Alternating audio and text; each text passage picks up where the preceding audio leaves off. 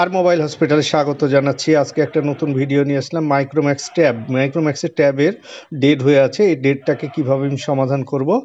তো ট্যাবটা চার্জ দিলে charger of হয়ে যাচ্ছে, এটা সেক্ষেত্রে কি সমস্যা আমরা একটু খুলে দেখে নিব।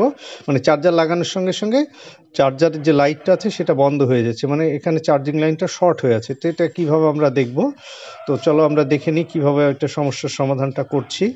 তো আমরা ট্যাবটাকে ধীরে ধীরে খুলে নিব। ট্যাবটা আস্তে আস্তে খোলার এই যে কিছু লক আছে, এই লকগুলোকে আমরা ক্লিয়ার করে খুলতে হবে, কারণ এই ওপেনারগুলো দিয়ে সাইড দিয়ে হালকা করে চাপ দিলেই এই ট্যাপটা খুলে যাবে। যাই হোক, আমি ট্যাপটা খুলে নিলাম, আস্তে আস্তে খুলছি, দেখতে পাচ্ছ তোমরা। তো এই ট্যাপটা খোলার পরে যে কাজটা আমাদেরকে করতে হবে সেটা আমরা একটার পর একটা স্টেপ বাই স্টেপ দেখিয়ে দেবো। আমি ভিডিওটা বেশি বড় করব না, ছোটোভাবেই করে দেবো, দেখাবো। তো এই ট্যাপটা এই যে খুলে নিলাম। ট্যাবটা খোলার পরে এই যে ট্যাবে কিছু নাট আছে, ট্যাবের উপরে যে সার্কিটটা আছে সার্কিটটার উপরে কিছু নাট আছে। তোমরা ব্যাটারিটা দেখতে পাচ্ছ, ব্যাটারির উপরে যে সার্কিটটা আছে সেই সার্কিটের নাটগুলো আমরা একটা একটা করে খুলে নিচ্ছি। তো নাটগুলো খোলার পরে আমাদেরকে মূলত যে কাজটা সমস্যাটা সেই সমস্যাটার সমাধান করতে হবে। যাই হোক, দেখতে পাচ্ছ আমরা নাটগুলো এবার ডিসপ্লের ক্লিপ এবং অন অফ সাইজের যে ক্লিপগুলো আছে, পাত্তাগুলো লাগানো আছে, সেই পাত্তাগুলোকে আমরা একটা একটা করে খুলে নেব। তো যাই হোক, সার্কিটটা আমরা খুলে নিয়েছি। খুলে নেওয়ার পরে এই যে তোমরা চার্জিং যে বোর্ডটা দেখতে পাচ্ছ, চার্জিংয়ের যে পিনটা দেখতে পাচ্ছ, সেই চার্জিংয়ের পিনটা আমাদের অনেক সময় শর্ট হয়ে থাকে। তা আমরা শর্ট আছে কিনা আমরা ক্লিয়ারভাবে দেখে নিব। তো এই যে আমাদের মূলত যে সমস্যাটা হয়, এই যে চার্জিং যে সকেটটা আছে, সকেটের ওপরে একটা ওভার ভোল্টেজ একটা আইসি থাকে ছোট্ট, সেই আইসিটাই সাধারণত এই ট্যাবগুলোনের সমস্যা হয়।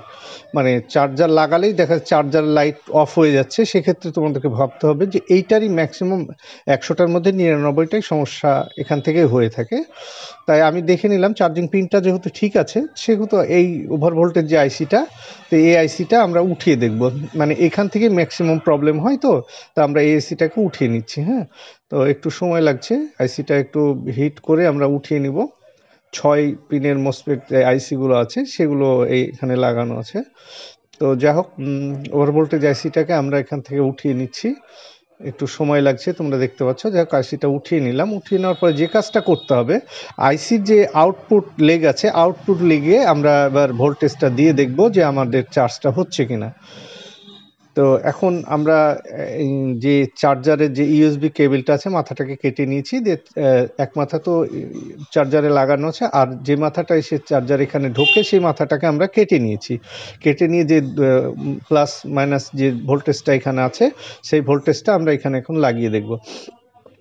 তো মাইনাসটা আমরা নেগেটিভে ধরেছি, আর প্লাস যে আছে, প্লাসটা আমরা কোথায় ধরবো, যে এইখানে যে আইসি আছে, যে ওভার ভোল্টেজ আইসি আছে, এর আউটপুটটা, ইনপুটে তো আসছে চার্জিং সকেট থেকে আসছে ইনপুটে ভোল্টেজ। তো ইনপুট যেহেতু আইসি তুলে দিয়েছি, তো ইনপুটে ভোল্টেজটা দিলে তো আর কাজ করবে না, সেহেতু আমরা এই চার্জিংয়ের এই যে ভোল্টেজটা আমরা আউটপুটে দিলাম। আউটপুট দেওয়ার পরে আমরা এখানে দেখব মেশিন দিয়ে যে আমরা যে চার্জটা নিচ্ছে কিনা। যে আমাদের চার্জিং যে অ্যাডাপ্টার আছে, এখানে দেখো এই যে দেখতে পাচ্ছ ব্লিঙ্ক করছে, তার মানে আমাদের চার্জটা নিতে শুরু করেছে। তাহলে আমরা এখান থেকে কি বুঝতে পারলাম যে আমাদের সমস্যাটা কোথায়। আমাদের সমস্যাটা হচ্ছে এই যে